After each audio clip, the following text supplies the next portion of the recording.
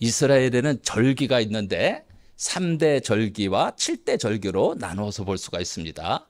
6월절, 우리가 또 초막절, 오순절, 요거 이 맥추절 이렇게 세 가지를 우리가 3대 절기라고 한다면 7대 절기는 이와 같습니다. 6월절, 1월 14일 저녁 애굽의 종살이에서 해방되었음을 기념하는 절기고요. 그 다음 날 무교절부터 일주일 무교절이라고 해서 출애굽 이후 홍해 건너기까지의 고난을 기리면서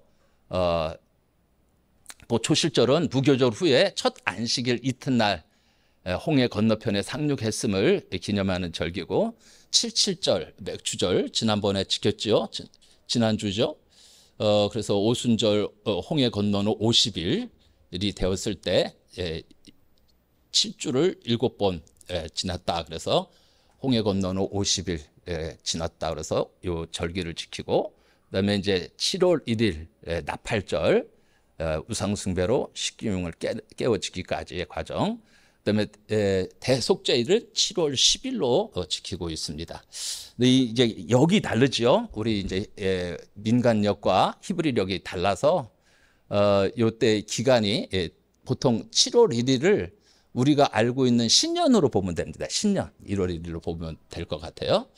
그래서 제가 7월 10일 대속죄일에 맞춰서 설교를 한번 해야 되겠다 싶어서 오늘 이 대속죄일에 관한 설교를 한번 더 준비를 했습니다. 이날은 대속죄일은 뭐 하는 날이냐?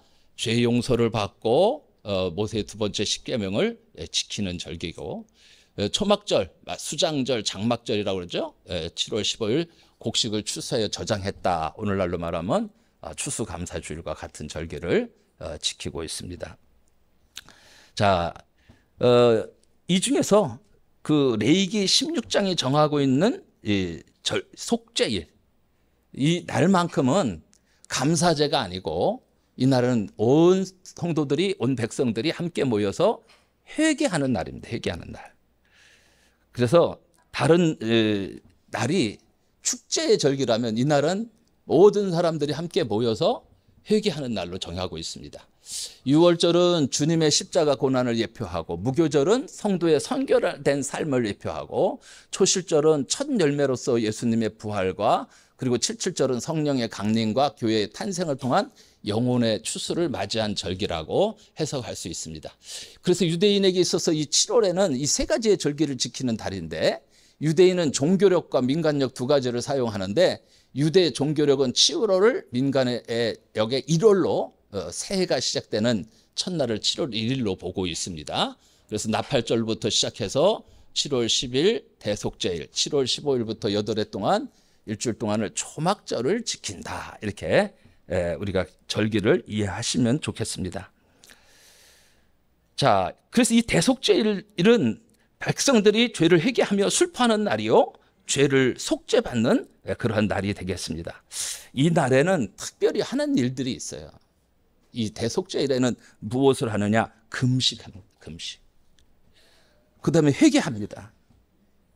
그래서 금식하고 회개함으로써 우리가 슬픔의 날이라고 명령하기도 합니다. 이 대속죄일이라는 말을 원어로 욤 카트림이라 쓰는데, 화해하고 평화를 누리다. 화해하고 평화를 누리다. 죄값을 치러 속죄하다. 이런 뜻을 가지고 있습니다. 그래서 이 대속죄일에는 특별한 것들이 있어요. 뭐 하는 날이냐? 속죄의 날, 구속의 날, 이렇게 속량의 날 이렇게 칭하는데, 이 날은 첫째는 대속죄일의 제사를 드릴 수 있는 사람은 오직 대제사장만이 하신다는, 대제사장. 근데 그냥 하는 게 아니에요. 대제사장만이 할 수 있는데, 첫째로 대속죄일에 제사를 드릴 수 있는 사람이 누구냐? 오로지 대제사장 한 분뿐입니다.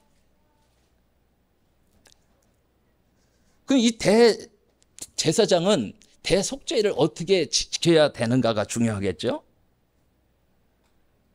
대제사장이 먼저 누군지, 그 당시에 대제사장은 한 사람뿐이었어요. 아론이었습니다. 아론. 아론에게는 4 아들이 있었어요. 그 중에서 나답과 아비후가 다른 불로 분향하다가 죽었습니다. 그리고 지금 남은 게 두 아들 남았는데 엘리야살과 이다말 두 사람만이 제사장이었어요.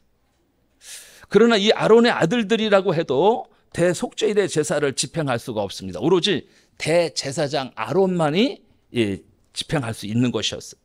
그래서 아론은 대속죄일에 네 가지 정신을 가지고 이것을 지키기 시작합니다. 첫째는 규정을 정확하게 지켰다는 거예요. 규정.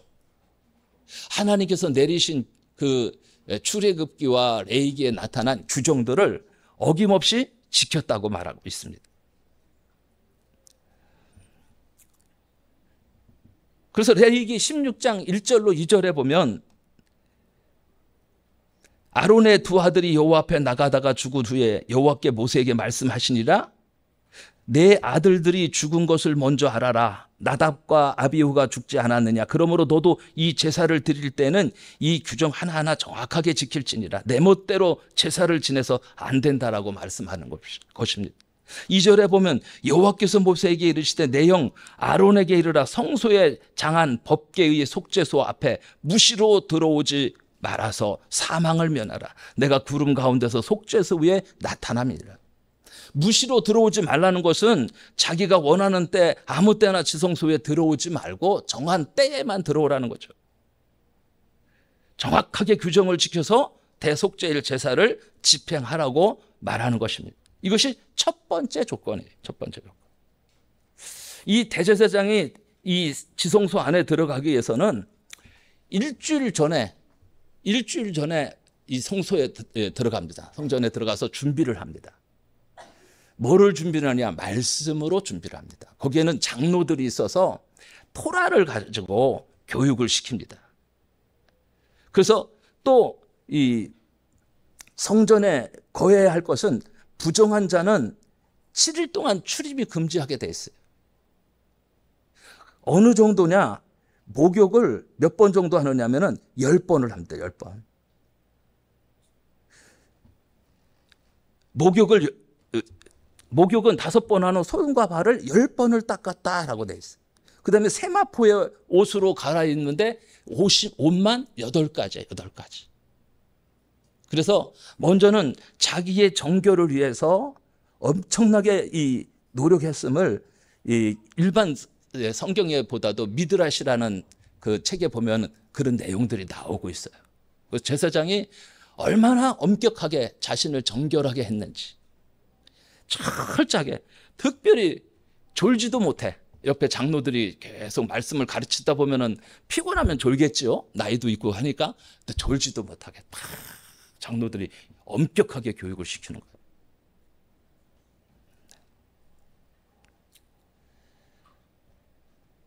평소에는 이 대제사장의 옷은 왕의 의복과 같지만 왕관도 쓰고 휘황찬란한 옷을 입지만 대속죄일에는 입는 옷이 다릅니다.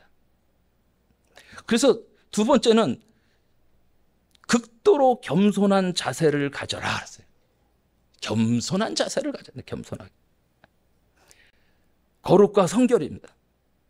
아주 옷서부터 목욕도 5번 하고 손과 발 10번 닦고 8가지 옷을 갈아입고 초상을 당했을 때 입는 상복과 같은 것입니다.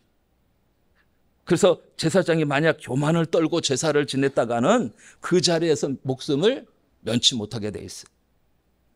건지지 못하게 돼 있습니다. 아주 극도로 겸손한 자세로 극도로 겸손한 옷을 입고 제사를 지낸다라고 말하고 있습니다. 세 번째로 대제사장은 자기도 있는 죄가 있는 자이기 때문에 먼저 자기도 죄를 위해서 속죄 제사를 드리고 자기가 깨끗해진 다음에 백성들의 죄를 속죄하라고 말하고 있습니다. 11절 말씀을 보면 아론은 자기를 위한 속죄제의 수송아지를 드리되 자기와 권속을 위하여 속죄하고 자기를 위한 그 속죄제 수송아지를 잡았다 그랬어요. 아론은 자기가 대제사장이지만 아론도 역시 죄인이죠. 그렇기 때문에 수송아지를 먼저 잡아서 그 피를 가지고 먼저 지성소 안에 들어가는 것입니다. 지성소 안에 들어가면 법궤가 있습니다. 이 법궤 안에는 십계명을 기록한 두 돌판과 아론의 쌍난 지팡이가 들어있죠. 또 만나 담은 항아리가 있고 그래서 이 법궤의 뚜껑을 속죄소 또는 시은소라고 말합니다. 아론은 들어가서 송아지의 피를 가지고 속죄소 앞에 7번 뿌린다 그랬어요. 아론은 대제사장이기 때문에 하나님의 영광과 직접 대면할 수 없기 때문에 향을 가지고 들어가서 향을 피워서 향연으로다가 그 얼굴을 가립니다.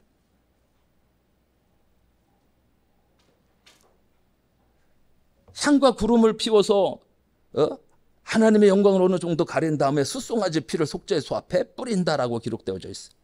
그래서 만약에 대제사장이 자기 죄를 먼저 속죄하지 아니하고 백성들의 죄를 속죄한다면 뭐라 하겠어요? 너나 잘했어요 그렇겠죠. 야단을 맞게 돼 있습니다. 그러므로 대제사장은 먼저 자기가 깨끗하고 성결하게 해야 되죠. 피로 씻을 뿐만 아니라 물로도 씻어야 됩니다. 그래서 우리 목회자들도 다른 것 못해도 주일 아침에 나올 때 때로 목욕하고 그래서 옷도 갈아입고 이게 뭐 꼭 이게 구약의 관습대로가 아니라 그냥 우리가 좀 더 성결한 모습으로 주님 앞에 나오기 위해서 저도 그렇게 합니다. 자, 네 번째로는 대속죄일에 대제사장은 모든 일을 아론 혼자서 해야 돼요. 대제사장 혼자서 행해야 됩니다. 옆에서 누가 도와주는 게 없어요. 여기서부터는. 근데 얼마나 그 일이 많은지 모릅니다. 그날만큼은 아들들도 도와줄 수가 없어요. 혼자 해야 됩니다. 17절 말씀을 보실까요? 그가 지성소에 속죄하러 들어가서 자기와 그 권속과 이스라엘 온 회중을 해서 속죄하고 나오기까지는 누구든지 회막에 있지 못할 것이다 그랬어요. 오직 대제사장만 있는다.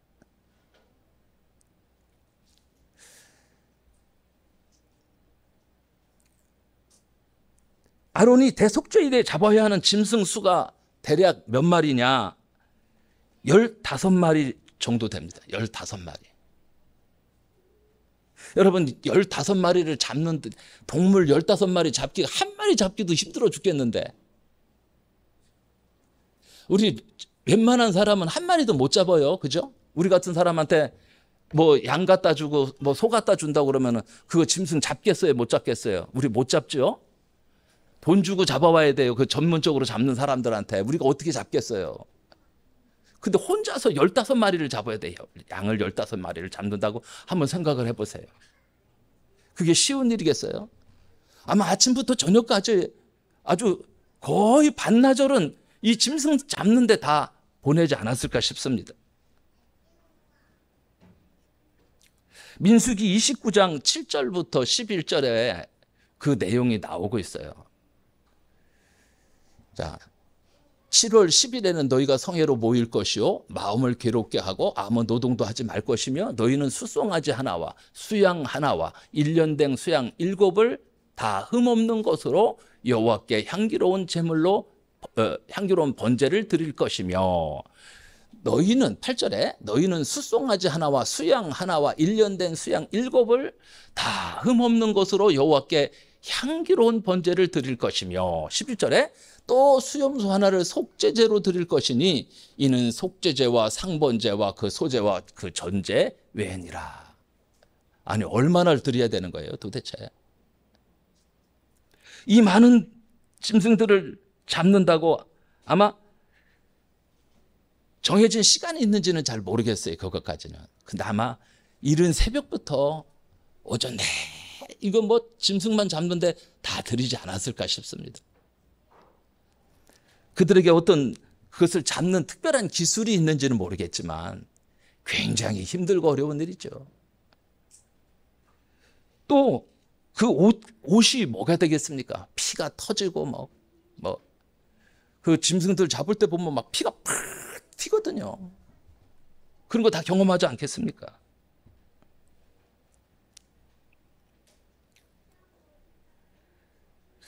그래서 아침 대속죄일 제사를 드리기 전에 아론이 재배되는 짐승이 10마리 이상이 됩니다. 그 다음에 자기를 위한 수송아지 1마리와 수양 1마리를 또 1마리를 또 잡는 거예요. 그래서 레위기 16장 3절 말씀에 이렇게 기록되어 있습니다. 아론이 성소에 들어오려면 수송아지로 속죄 제물을 삼고 수양으로 번제물을 삼고 24절에는 거룩한 곳에 물로 몸을 씻고 자기 옷을 입고 나와서 자기의 번제와 백성의 번제를 드려 자기와 백성을 위하여 속죄하고 그랬어요. 자, 이런 과정들을 살펴보면 이것이 얼마나 힘든 일인지를 알 수 있습니다. 먼저는 번제를 드리죠. 자기의 번제와 백성의 번제를 먼저 드립니다. 그러니까 제사를 다 마치고 난 다음에 하나님께 제사 잘 드리게 해주셔서 감사합니다 하고 또 드리는 거예요. 번제를 드리는 거예요. 백성의 죄를 용서해 주신 것에 또 감사를 드립니다 하고 또 드리는 거예요.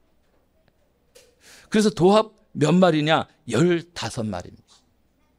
아론은 이것을 혼자 잡았다는 거예요.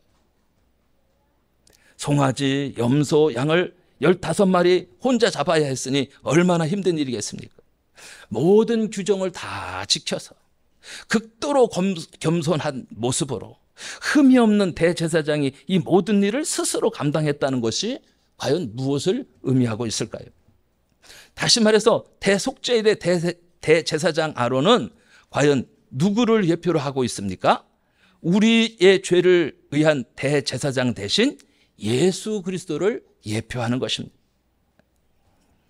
구약성경의 모든 예언을 하나도 빠짐없이 다 이루어서 우리의 죄를 위한 대제사장이 될 수 있는 분은 예수 그리스도 한 분밖에 없습니다. 이 내용이 어디에 기록되어 있을까요? 신약 히브리서에 기록되어 있는 거예요. 히브리서 대제사장 대신 예수 그리스도. 그 대제사장 대신 예수 대제사장보다도 우월하셨다 그러죠. 우월하셨다. 모세보다도 우월하시고 대제사장보다도 우월하신 예수 그리스도에 대해서 말씀하고 있습니다.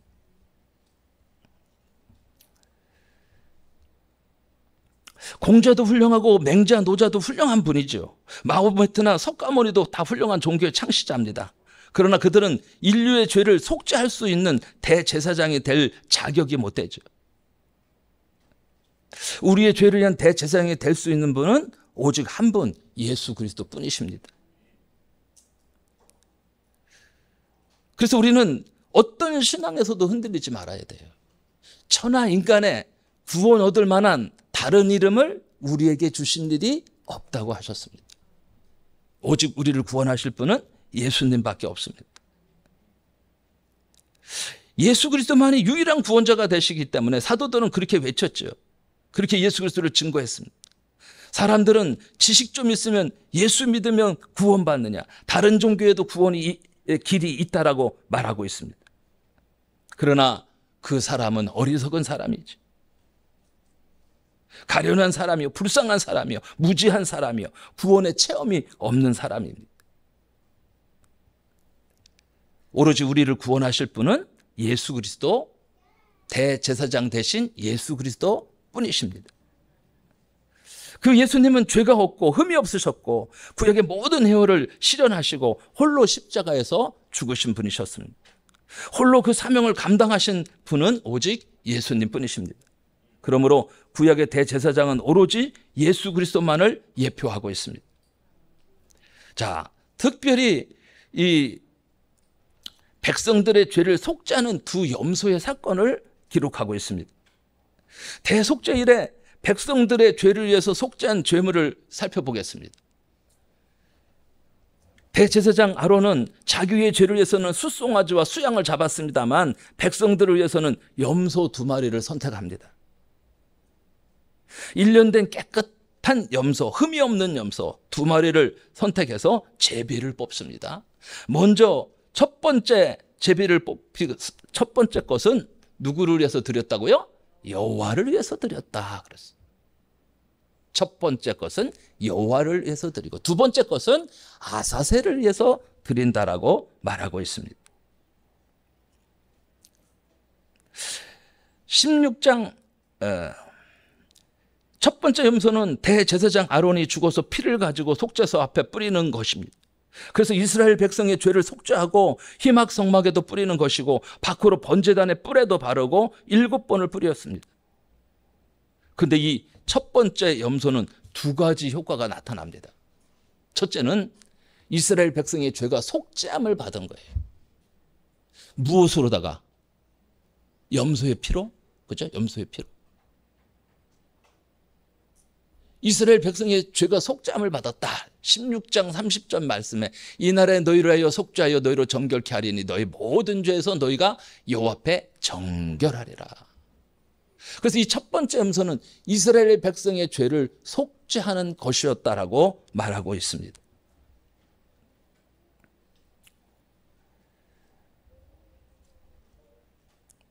자, 그러면 대제사장 아론이 온 세상 사람의 죄를 속죄한 것이 아닙니다. 이방인의 죄를 속죄한 것이 아닙니다.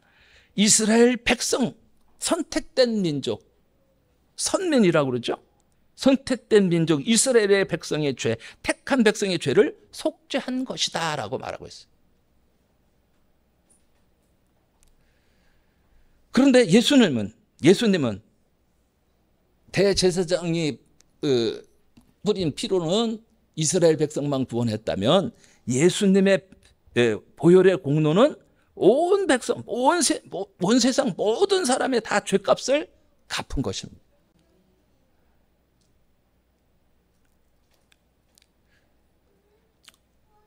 우리는 예수 그리스도의 십자가의 속죄는 하나님의 택한 백성, 영원 전부터 택하신 하나님의 백성을 위해 속죄했다고 하는 제한 속색설을 믿는 칼빈주의자입니다. 어쨌든 이날 수염소를 통해서 첫째로 하나님의 택한 이스라엘 백성의 죄가 속죄함을 받았습니다. 그런데 여기서 수염소의 속죄 효과는 사람의 죄를 속죄하는 데서 그치지 않았습니다. 장소도 깨끗하게 하는 것이었어요. 20절 말씀해 보니까 그 지성소와 희막과 단을 위하여 속죄하기를 마친 후에 그 산 염소를 드렸다라고 말하고 있습니다. 그러니까 지성소를 위해서도 속죄하고 희막을 위해서도 속죄하고 번제단을 위해서도 속죄했다는 것을 알 수 있습니다. 우리가 보통 생각할 때 대속죄일은 사람의 죄만 속죄하는 것이지 장소는 속죄하는 것이 아니다라고 오해할 수 있습니다. 그러나 오늘 이 말씀을 통해서 우리가 살펴볼 것은 이 염소는 장소도 속죄한다. 사람뿐만 아니라 장소도 속죄한다는 것을 알 수가 있습니다. 그러면 왜 사람의 죄만 속죄하면 되지 왜 장소까지 정결하게 했을까? 정결케 하느냐? 이런 의문을 가질 수가 있습니다. 그것은 하나님께서 부정한 곳에 임재하실 수 없기 때문에 그렇습니다. 하나님이 성막에 임재하시기 위해서 장소도 정결케 하는 것입니다. 그러므로 첫 번째 염소는 택한 백성의 죄를 사하고 하나님이 그들에게 임재하시도록 하기 위한 제물이었다고 볼 수가 있습니다.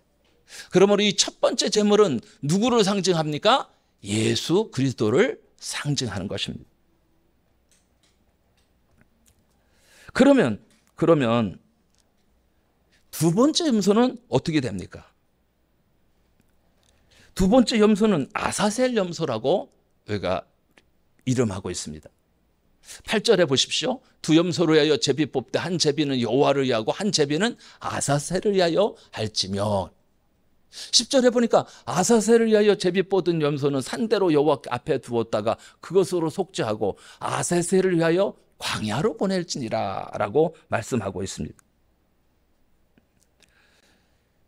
자, 또 20절과 레위기 16장 21절 22절을 보겠습니다. 아론은 그의 두 손으로 살아있는 염소의 머리에 안수하여 이스라엘 자손의 모든 불의와 그 범한 모든 죄를 하려고 그 죄를 염소의 머리에 두어 미리 정한 사람에게 맡겨 광야로 보낼지니 염소가 그들의 모든 불의를 지고 접근하기 어려운 땅에 이르거든 그는 그 염소를 광야에 놓을지니라. 그래서 두 번째 염소를 갖다가 뭐라고 그러냐? 사캅 고트라고 그러셨어요. 사카페 고트. 아사셀 염소는 속죄 양이라고 번역을 하고 있습니다. 이 아사셀 염소를 아론이 두 손으로 안수한 후에 이스라엘 백성의 죄를 다 고합니다. 하나님, 우리 백성이 우상 숭배했습니다. 하나님, 우리 백성들이 움탕했습니다. 하나님, 우리 백성들이 절도했습니다. 우리 백성들이 무죄한 피를 흘렸습니다. 이 모든 죄를 아사셀의 염소의 머리 위에 안수하고 고하는 것입니다. 전달하더라, 전이. 우리의 죄를 염소한테 전달하는 거예요, 전이.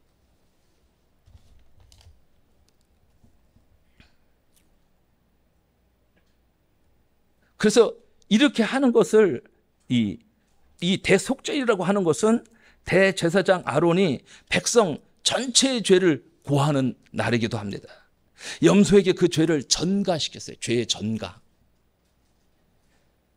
그리고 미리 정한 사람이 그 염소를 끌고 무인지경까지 들어갑니다. 그리고 그 염소를 놓고 옵니다.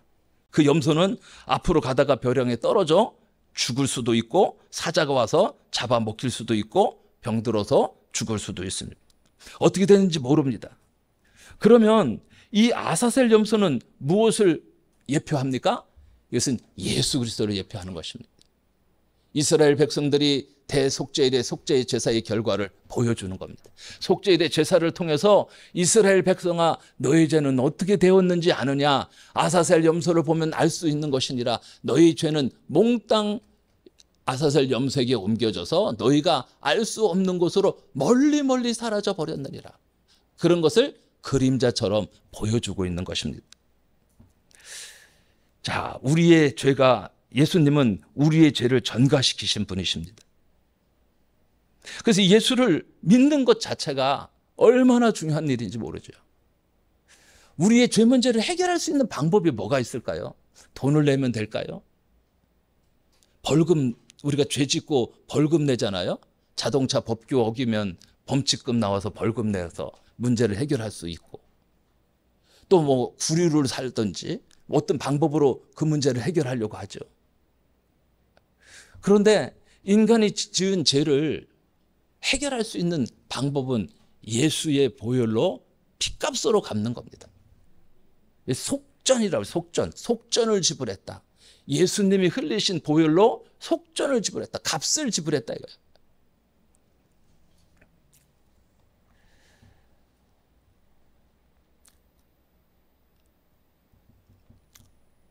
그래서 여러분, 우리의 죄와 죄가는 어떻게 되었을까요? 멀리 보이지 않는 곳으로 하나님이 쫓아버렸다. 시편 103편 12절 말씀에 동이서에서 먼 것 같이 우리 죄가를 우리에게서 옮기셨다라고 말하고 있습니다. 예수 믿는 우리의 죄가를 우리에게서 멀리 옮겨버리셨어요.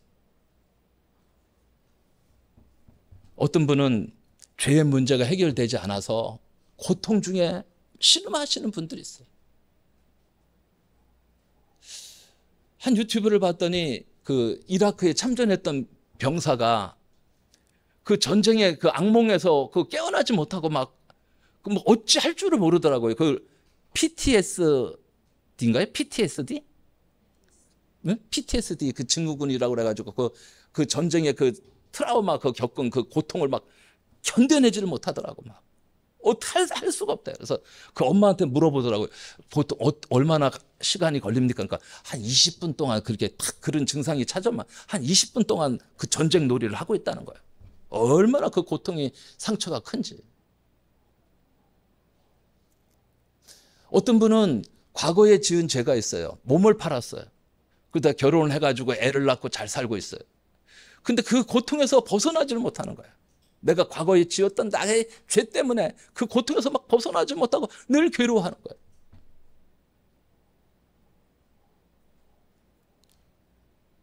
이 말씀이 안 들어가면 평생을 괴로워할 거예요. 그런데 이 말씀이 예수님께서 나의 모든 죄를 사하셨다는 이 말씀이 믿어지면 마치 아세살의 염소를 멀리 보낸 것처럼 우리의 죄도 멀리 예수님이 다 해결하셨다는 것을 안다면 우리는 거기서 자유할 수 있을 것입니다. 밀양이라는 영화가 그런 내용 아니겠어요? 그죠? 자, 히브리서 10장 17절 말씀에도 또 저희와 저의 불법을 내가 다시 기억하지 아니하니라. 주님께서 과거를 자꾸만 기억하게 하시는 리피트. 옛날에 아버지가 술 먹고 자식들 불러다 놓고 리피트. 한 얘기 또 하고 한 얘기 또 하고, 그죠? 술만 들어가면 자식들 불러다 놓고 또 한 얘기 또 하고 한 얘기 또 하고 그런 가정들이 있었을 거예요. 얼마나 그게 고통스러워요. 그래서 옛날에 녹음기는 리피트 기능이 있었잖아요, 그죠? 반복 기능. 또 리피트 하신다. 근데 예수님은 우리의 모든 죄와 불법을 다시는 기억하지 않으시겠다고 그랬어요. 이게 우리가 구원받는다, 죄사함을 받는다, 속량 받는다, 구속받는다는 말씀의 그 의미가 얼마나 큰 것인가를 알 수 있어요. 다시는 기억하지 않겠다.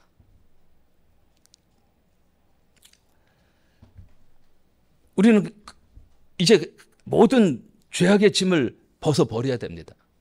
주님께서 나의 모든 문제를 해결하셨다. 나의 과거 문제, 나의 현재 문제, 나의 미래 문제까지도 우리 주님께서 다 해결하셨다. 이제는 정말 주님만 바라보고 달려가시면 됩니다. 그래서 하나님의 우리의 죄를 기억도 아니하시고 멀리 내쫓아 버리셨으니 이 얼마나 감사하고 복된 일입니까? 우리는 그래서 언제 죽어도 천국에 갈 수 있는 거예요. 내가 과거에 지은 죄 때문에 나 천국 못 가요가 아니라 나의 모든 문제가 해결됐어요. 나의 죄의 모든 문제가 해결됐기 때문에 우리에게는 무슨 시민권을 주셨다? 하늘의 시민권을 주셨다는 거예요. 우리는 이 축복을 받고서 살아가는 거예요. 예수 믿는 우리에게 우리의 죄가를 멀리 옮기셨다. 그러면 예수 믿고 난 이후에 지은 죄는 어떻게 해야 될까요? 이제 예수를 믿었어. 예수를 구주로 고백하고 영접하고 하나님의 자녀가 되었고,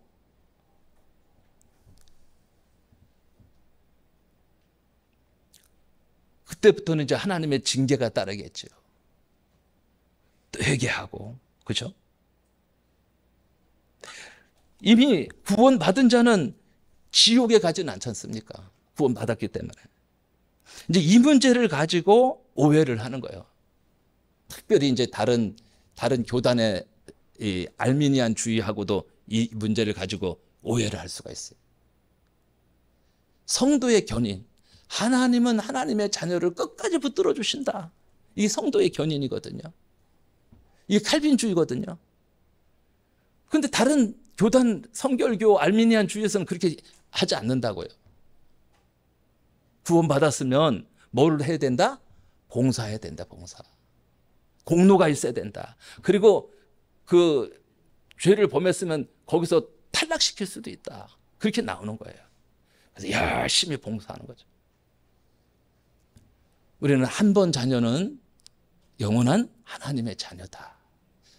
하나님이 내가 죄를 지을 수 있어요. 하나님의 자녀가 됐다고 고백했는데 그래도 또 죄를 지으면 우리는 무엇을 할 수 있는 은혜가 있느냐? 회개할 수 있는 은혜가 있느냐?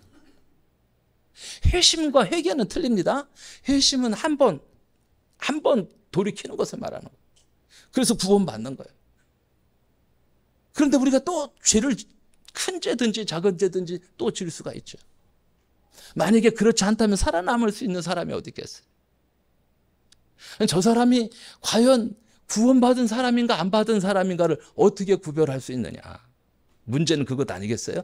저 사람이 과연 구원받은 하나님의 자녀가 맞는가?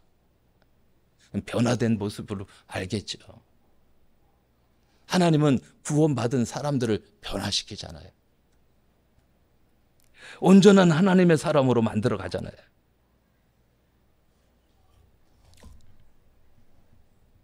아니 내가 예수 믿고 죄 지어도 된다? 이렇게 착각하면 안 되는 거죠. 예수 믿는 사람은 사실은 안 지어야 되는데 그 죄가 성화라는 과정을 통해서 우리는 점점점 영화라는 과정 속으로 들어가기까지는 계속 우리가 그런 그 죄의 문제들이 계속해서 낮아지는 거예요.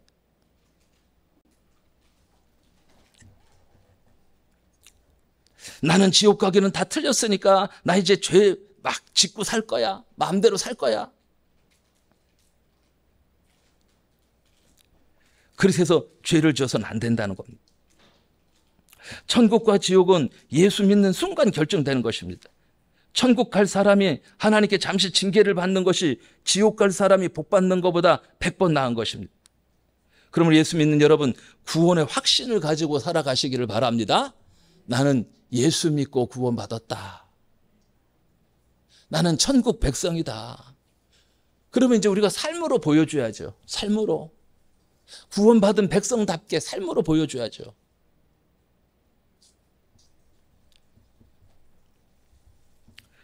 우리의 모습인 삶으로 보여주지는 못하는 모습 때문에 사람들한테 욕을 받는 것이죠. 어떤 분이 전도를 하러 갔는데 막 예수 믿는 사람 욕하는 거예요. 옆집 여자. 우리 옆집에 막 그 교회 다니는데 막 얼마나 못되고 막 욕할 때 같이 맞장구 치면서 같이 욕할 수는 없잖아요. 누군지도 잘 모르지만, 그죠? 그때 그분이 그랬대잖아요. 그래도 그분이 예수 믿기 때문에 그만큼 된 것입니다. 예수 믿기 때문에 앞으로 더 많이 변할 겁니다. 변화되고 있습니다. 지금 변화되고 있습니다. 아직도 공사 중입니다. 건물 지을 때 완공 검사 나기 전까지는 되게 지저분하거든요. 막 자재도 그 앞에다 막 쌓아놓고 막, 그죠? 뭐 돌도 있고 뭐 정리도 안 됐고. 근데 준공 검사 받으려고 그러면 뭐예요? 싹 대청소하거든요. 쓰레기 다 버리고 청소 다 하고. 그래서 준공 검사 받지 않습니까? 아직도 미완성, 아직도 완공되지 않아서 그래요. 변화 중에 있어요. 변화 중에. 많은 사람들이 기독교인들을 욕하잖아요. 응? 저것들 예수 믿으면서 맨날 죄짓고 회개하고 그런다고. 근데 맞아요. 죄짓고 회개하고. 그러나 그 죄의 그 범위가 점점 줄어드는 거예요. 그래서 술 먹던 사람이 술도 끊고, 노름하던 사람이 노름도 끊고, 바람 피우던 사람이 바람도 끊고, 도둑질하던 사람이 도둑도 끊고, 변화되는 거예요. 한 모습 한 모습으로 사람의 모습들이 되어져 가는 과정들을 나타내는 것입니다.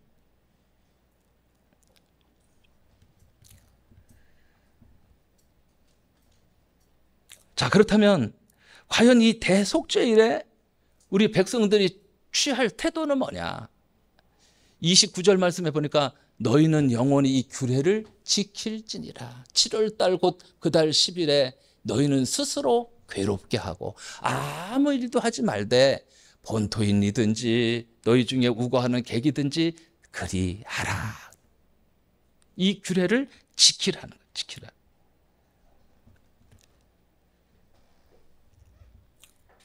그러므로 첫째는 이스라엘 백성들은 스스로 괴롭게 해야 됩니다.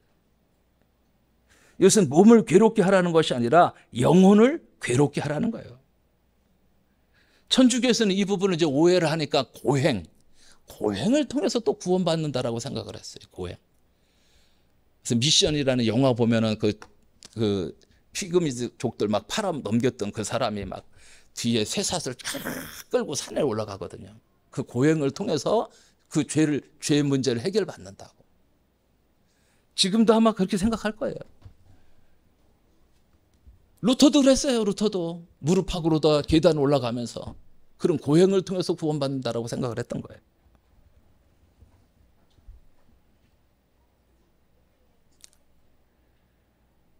아론은 들어가서 제사를 지내고 짐승을 15마리나 잡고 피를 가지고 제사를 지내는데 백성들이 밖에서 막걸리나 마시고 소주 마시고 놀고 있으면 되겠습니까? 아니죠. 밖에 있는 백성들은 더 경건하게, 그죠? 죄를 회개해야죠. 오늘 우리의 죄가 1년에 한 차례 이렇게 속죄 제사를 지내서 사함받는 날이구나 하면서 스스로 자기의 지은 죄를 생각하면서 금식도 하고 통곡도 하고 회개도 하고 자기의 영혼을 괴롭게 해야 하는 날이라는 것입니다. 그래서 다른 날은 다 즐거운 감사제를 드리죠. 11조를 준비해 가서 많은 음식을 가지고 나눠서 먹고 하는데 이날만큼은 우리가 다 함께 깊이 회개하는 날로 갖는 것입니다.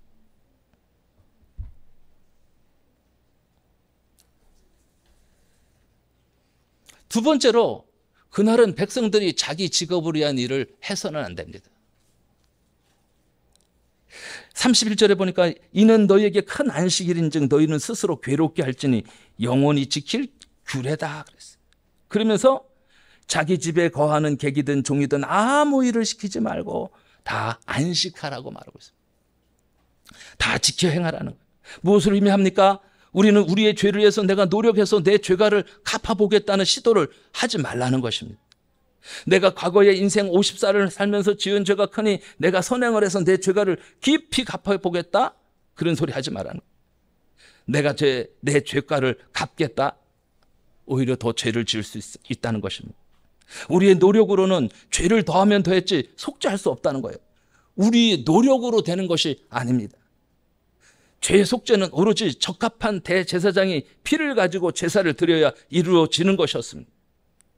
그러므로 우리는 내가 내 죄를 사함받기 위해서 노력할 것이 없습니다. 그저 안식하고 십자가에 달리신 예수를 믿으시면 되는 것입니다.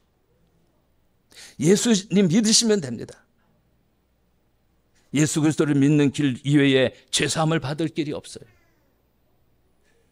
주 예수를 믿으라 그리야 하면 너와 내 집이 구원을 받으리라. 예수 믿으시면 됩니다. 예수 그리스도를 믿는 길 이외에 죄사함을 받을 수 있는 또 다른 길이 있을까요? 없습니다. 한 길밖에 없습니다.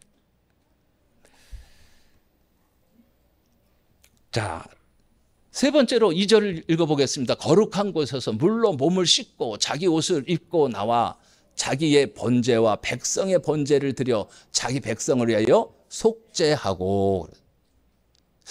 아론은 제사를 드리고 난 다음에 몸을 다시 씻고 자기의 옷으로 입고 나옵니다. 그리고 하나님, 내가 이 대속죄일 제사를 죽지 않고 마친 것에 감사합니다 라고 하면서 또 자기를 위한 제물을 또 드립니다.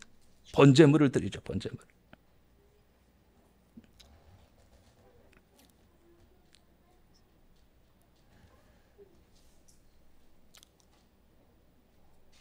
예수님으로 말미암아 죄사함 받은 사람은 반드시 예수님께 감사의 제물을 드리며 살아가야 됩니다. 그것이 마땅한 태도예요. 우리가 드릴 수 있다면 많이 드렸으면 좋겠어요. 그죠? 자주 드렸으면 좋겠어요. 할 수만 있다면. 풍성하게 드렸으면 좋겠어요. 차고 넘치게. 그래서 하나님께 드리는 예물은 억지로나 인색함으로 드리지 말라고 그랬어요. 감사함으로, 자원하는 마음으로, 기쁜 마음으로 드리셔야 돼요. 주님의 일을 할 때도 마찬가지입니다. 기쁨에 가지고 봉사하셔야 돼요. 사람 때문에 마지못해서, 직분 때문에 마지못해서 하는 게 아니라 하나님이 내게 구속함을 주신 이 은혜에 감사해서 우리가 힘껏 봉사를 하는 겁니다. 감사함으로 봉사하는 거예요. 그래야 일의 효율도 있지 않고 또 그러한 것들을 하나님이 받으시지 않겠습니까? 막 교회 와서 봉사하고 집에 가서 짜증 부리시는 분이 있다고 그래요. 여러분 중에는 없는데 제가 그런 얘기도 들었어요. 집에서는 막, 교회에서는 막 봉사하고 가가지고 막 교회 가서 막 짜증 낸다는 거예요. 그러면 은혜가 안 되잖아요. 그죠? 은혜가 안 돼. 조금 부족하더라도, 조금 힘들더라도 감사함으로, 자원함으로, 기쁨으로 감당할 수 있는 여러분 되시길 바랍니다. 자, 그러므로 예수님으로 말미암아 제사함 받은 사람은 반드시 예수님께 감사의 제물을 드리며, 특별히 대속죄일에 백성들은 첫째로 자기 영혼을 괴롭게 하고, 둘째로는 자기 대제사장의 속죄 제사를 바라보고 안식하며, 세 번째로 감사의 제물을 드리는 감사의 마음을 가지고 살아야 됩니다. 이제 결론을 맺습니다. 구역의 대속죄일은 더 큰 속죄일, 더 큰 대제사장, 더 큰 제물이 되신 예수 그리스도의 골고다의 십자가 사건을 바라보아야 한다는 것을 그림자로 예표하고 있습니다. 예수 그리스도는 아론보다 더 위대한 제사장입니다. 신약 성경 히브리서는 예수님이 아론보다 어떤 점에서 위대한가 하는 것을 기록한 책입니다. 모세보다, 대제사장보다 더 우월하신 예수 그리스도. 그래서 예수님이 아론보다 어떤 점에서 더 의대한가를 5가지로 나타내고 있습니다. 첫째는 아론은 자기 죄를 위하여 희생 제사가 필요했지만 예수님은 죄가 없으시기 때문에 자신을 위한 희생 제사는 필요하지 않다. 그러므로 예수님이 더 우월하다는 거예요. 둘째는 아론은 죽어서 또 다른 제사장으로 직분이 갈렸지만 예수 그리스도는 부활하셔서 영원히 살아계시기 때문에 예수 그리스도가 우월하다는 것입니다. 세 번째로 아론은 이 땅의 성막에서 제사를 지냈지만 예수님은 하늘의 지성소에서 우리 죄를 위한 제사를 드렸다는 거예요. 넷째로 아론은 매년 제사를 반복하고 아론의 제사는 이스라엘 백성들의 죄를 1년에 한 번만 용서해 주는 것이었지만 예수 그리스도는 2000년 전에 이미 단번에 모든 죄를 속죄하셨다는 거예요. 그래서 더 이상의 희생 제사가 이제는 필요하지 않게 되었습니다. 5번째로 아론은 숫송아지와 염소의 피로 제사를 드렸지만 예수 그리스도는 정결한 자신의 피로 제사를 드렸습니다. 자, 그러므로 예수 그리스도를 구주로 믿어 죄사함을 받고 성령을 마음속에 모시고 예수 그리스도와 동행하는 삶을 우리는 살아가야 됩니다. 그렇게 살아가는 삶이 구원받은 하나님의 자녀된 삶인 것을 오늘 이 대속죄를 통해서 다시 한번 깨닫게 됩니다. 오늘 이 7대 절기 중에 하나인 대속죄를 통해서 다시 한번 그리스도에 대한 믿음을 상기하는 복된 시간이 되시기를 주님의 이름으로 축복합니다.